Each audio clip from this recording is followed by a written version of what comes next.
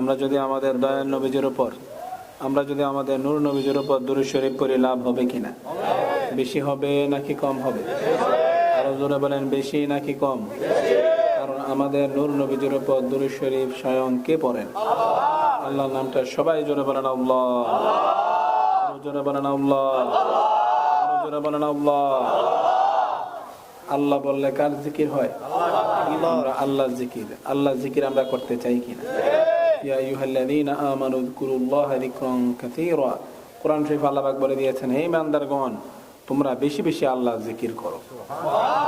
সব সময় তোমরা কি করো? আল্লাহর জিকির করো। আমরা আল্লাহর জিকির করতে চাই কিনা?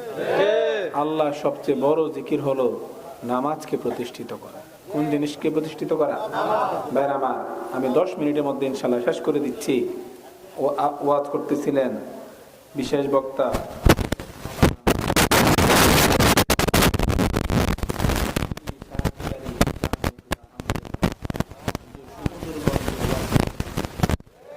কালেকশনও করবেন, লং টাইম ওয়াচ করবেন। সেজন্য আমি মাঝখান দিয়ে 10 মিনিটের মধ্যে শেষ করে দিচ্ছি। আপনারা এই যে কালেকশন করবে, হয়তো মাদ্রাসার জন্য বা মসজিদের জন্য অথবা মাহফিলের জন্য, ঠিক না? ইয়া ইবনা আদম, হাদিসে কুদসিতে আল্লাহ পাক বলে দিয়েছেন, ইয়া ইবনা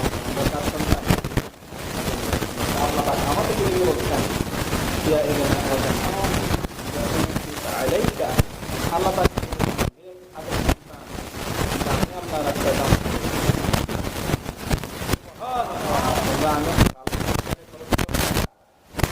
খরচ করলে আমিও তোমাদেরকে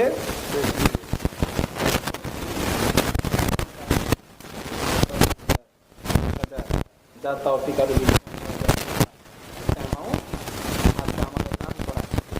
আল্লাহ যে আমাদেরকে দান করবেন, আল্লাহ যে আমাদেরকে দিবেন,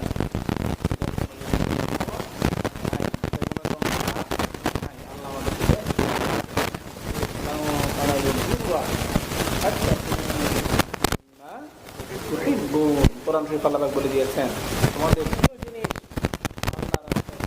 না করা পর্যন্ত লাং তালালুল বিররা, তোমরা সফল হতে পারবে না, তোমরা সওয়াব অর্জন করতে পারবে না। নিজের প্রিয় জিনিস, নিজের ধন সম্পদ আল্লাহর রাস্তায় খরচ করতে হবে, ঠিক কিনা? তাহলে আমরা কি হতে পারবো? সফল হতে পারবো। কি হতে পারবো? সফল হতে পারবো। মা নাকাসাত সাদাকাতুম মিন মাল, মুসলিম শরীফের হাদিস। আমাদের নূর নবী নুরানি জামান মরদি বলে দিয়েছেন, দান করলে সম্পদ কখনো কমে না। দান করলে সম্পদ কখনো কমে না, অর্থাৎ বাড়ে। ইয়ামহাকুল্লাহু রিবা ওয়া ইউরবিস সাদাকাত, কোরআন শরীফ আল্লাহ পাক নিজে বলে দিয়েছেন, সুদকে আমি আল্লাহ ধ্বংস করে দেই আর দানকে আমি আল্লাহ বৃদ্ধি করে দেই। সুবহানাল্লাহ। সুদের সম্পদ দুনিয়ার হিসেবে সুদ খেলে বাড়ে না কমে? বাড়ে। সুদ খেলে বাড়ে। 1 লাখ টাকা হাওলাত দিলে, হাওলাত না, এটা আপনার ধরেন সুদের উপরে দেয়, ঠিক কিনা? 1 লাখ টাকা নেয়, মাসে বা বছরে কত টাকা নেয়, একটা অ্যামাউন্ট নেয় তারা, যারা সুদ খায়। এই যে নিচ্ছে, দুনিয়ার হিসেবে এটা কি বাড়ছে। কোরআন শরীফ আল্লাহ পাক বলেছেন, ইয়া ইয়ারবু ইনদাল্লাহ, আল্লাহ পাক বলেছেন, তারা শুনে রাখো যে তোমরা ভাবছো তোমাদের সুদটা, তোমাদের সম্পদ দিন দিন বাড়ছে, তাহলে ইয়ারবু ইনদাল্লাহ, কিন্তু আমি আল্লাহ নিকট সুদের সম্পদটা বাড়ছে না। জোরে বলেন নাউযুবিল্লাহ।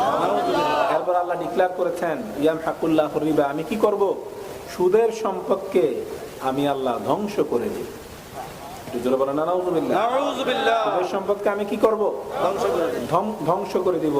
ভাইরা আমার, মনে করেন আপনি কাউকে 10 লাখ টাকা দিয়েছেন সুদের উপর। কয় লাখ টাকা? মাসে ধরেন সে আপনাকে 10,000 টাকা। কত টাকা? 10,000 টাকা। 1 বছর পর, 10 মাস পর আপনার টাকা কত হলো? 11 লাখ। কারণ প্রতি মাসে 10,000 করে, 10 মাসে 1 লাখ। মাস পরে আপনার টাকাটা কত হবে? 12 লাখ। আপনার দুনিয়ার হিসেবে আপনার কত বেড়েছে?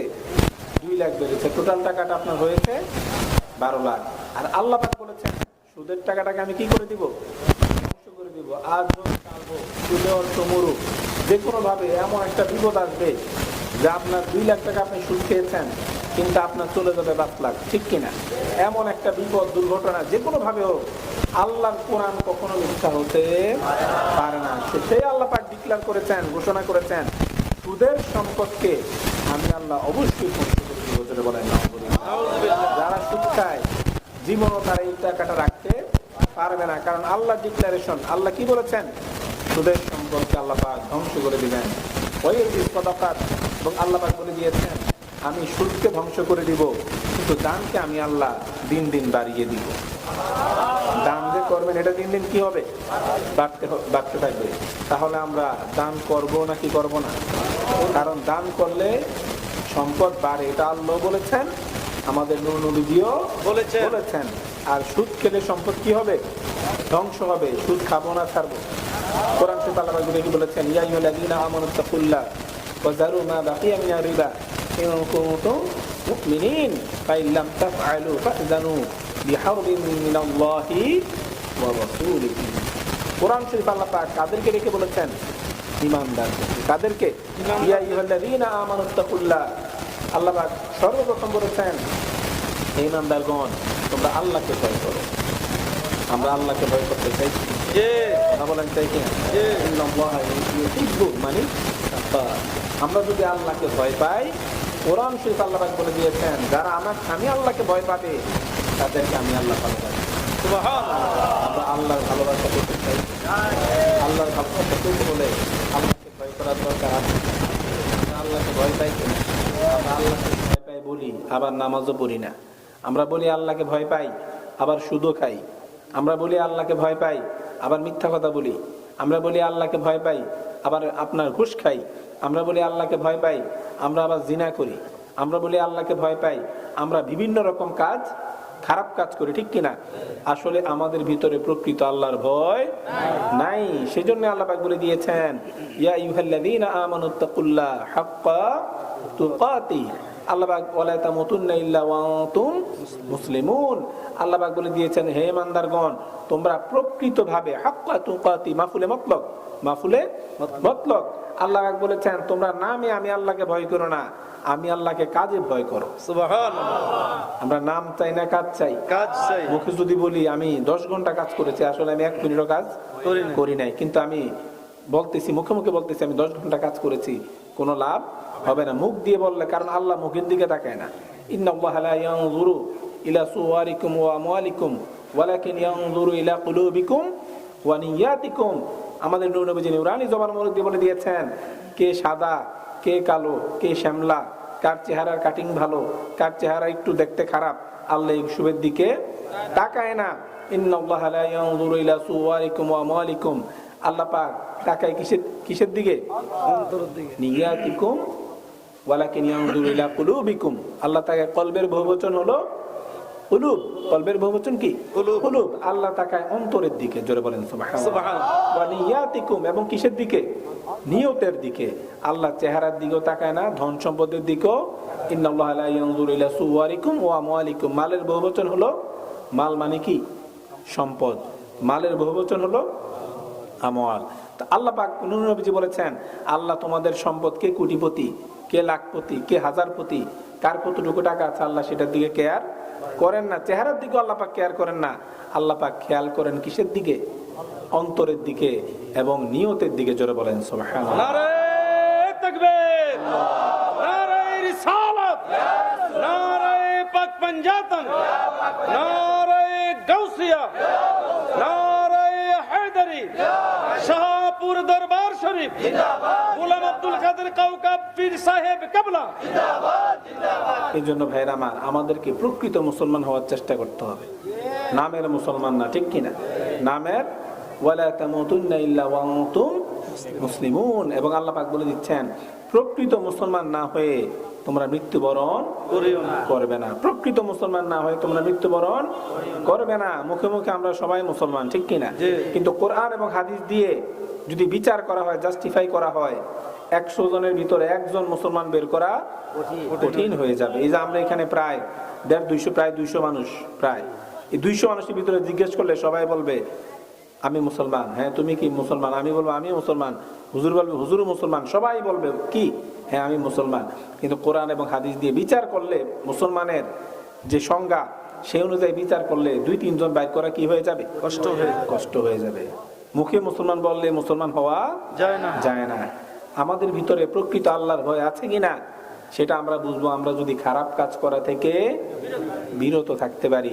আল্লাহ পাক যে কাজগুলি আমাদেরকে করতে বলেছেন সেই কাজগুলি যদি আমরা করতে পারি, আর আল্লাহ পাক আমাদেরকে যে কাজগুলি করতে নিষেধ করেছেন ওই কাজগুলি যদি আমরা বর্জন করতে পারি, তাহলেই আমরা প্রকৃত মুসলমান হতে পারবো। আল্লাহ পাক এবং আল্লাহ রাসূল আমাদেরকে যে কাজগুলি করতে আদেশ করেছেন সেই কাজগুলি যদি আমরা করি, আল্লাহ এবং আল্লাহ রাসূল আমাদেরকে যে কাজগুলি করতে নিষেধ করেছেন সেই কাজগুলি যদি আমরা অ্যাভয়েড করতে পারি, তাহলেই আমরা আমাদেরকে যে আমরা আল্লাহকে ভয় করি সেটা দাবি করতে পারবো, ঠিক কিনা? এমনি প্রমাণ হয়ে যাবে যে আমাদের মনে আল্লাহর ভয় আছে নাকি নাই। আমরা যদি সুদ খাই, ঘুষ খাই, খারাপ কাজ করি, নামাজ না পড়ি, মা বাবার খেদমত না করি, তাহলে বোঝা যাবে আমার ভিতরে আল্লাহর ভয় নাই, আমি প্রকৃত মুসলমান হতে পারি নাই। আর আমরা যদি খারাপ কাজগুলি বাদ দিয়ে বেশি বেশি নেক কাজ করতে পারি, বোঝা গেল আমাদের ভিতরে আল্লাহর ভয় আছে এবং আমরা প্রকৃত মুসলমান হতে পেরেছি। আল্লাহ যাতে আমাদেরকে প্রকৃত মুসলমান হওয়ার তৌফিক দান করেন, জোরে বলেন আমিন। আল্লাহ যাতে আমাদের সবাইকে প্রকৃত মুসলমান হওয়ার তৌফিক দান করেন, জোরে বলেন আমিন। বলছি না ভাইরা আমার, আল্লাহ পাক কি বলেছেন? ইয়া আইয়ুহাল্লাযীনা আমানু তাকুল্লাহ, তোমরা আল্লাহকে কি করো? ভয় করো। ওয়াজারু মা বাকিয়া মিনার রিবা, এবং সুদের বকেয়া টকেয়া যা আছে, সুদের যে কাজকর্ম আছে সব কি করো? ছেড়ে দাও, বর্জন করো। আল্লাহ পাকের হুকুম সুদের কাজ, সুদ ছেড়ে দেওয়া। সুদের কাজে কেউ ইনভলভ থাকলেও এগুলি এখন হেদায়েত হওয়ার তো সময় আছে, ঠিক কিনা? আপনি জানার সাথে সাথে যদি আপনি সুদের কাজকর্ম ছেড়ে দেন, তাহলে আল্লাহ হয়তো আপনাকে মাফ করতে পারে। তো আল্লাহ বলছে তোমরা সুদের কাজকর্ম ছেড়ে দাও, ইন কুনতুম মুমিনিন, যদি তোমরা কি হও? মুমিন হয়ে থাকো। বোঝা গেল যে ব্যক্তি মুমিন সে কখনো সুদ খেতে পারে না। আর আল্লাহ কাদেরকে ডেকে সুদ খেতে নিষেধ করেছেন? ঈমানদারদেরকে। কাদের দিকে? যারা ঈমানদার তাদেরকে আল্লাহ পাক ডেকে সুদ খেতে নিষেধ করেছেন। বোঝা গেল যে ব্যক্তি প্রকৃত ঈমানদার, প্রকৃত মুমিন, প্রকৃত মুসলমান, সে কখনো সুদ খেতে পারে না। আর যে সুদ খায়, ডেইলি সুদ খায়, র্যান্ডমলি সুদ খায়, বোঝা গেল সে ঈমানদার হতে পারে নাই, মুসলমান হতে পারে নাই, মুমিন হতে পারে নাই। কোরআন শরীফ দ্বারা প্রমাণিত, ঠিক কিনা?